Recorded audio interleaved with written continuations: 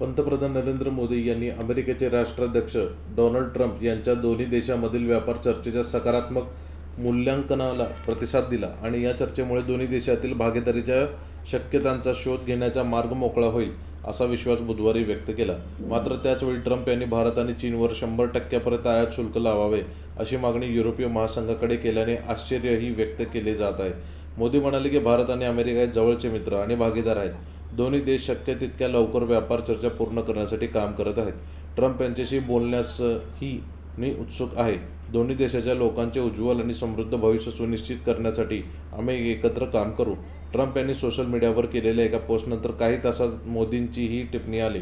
भारतावर 50% कर लादण्याच्या निर्णयावर ट्रम्प यांच्या कडक टिप्पण्यांमुळे निर्माण झालेल्या तणावानंतर दोन्ही देशांमधील संबंधांमध्ये सुधारणा होण्याची चिन्हे आता दिसू लागली आहेत. नवारो यांनी पुन्हा उधळली मुक्ताफळे. अमेरिकेला भारतासोबत अन्याय्य व्यापाराची आवश्यकता नाही.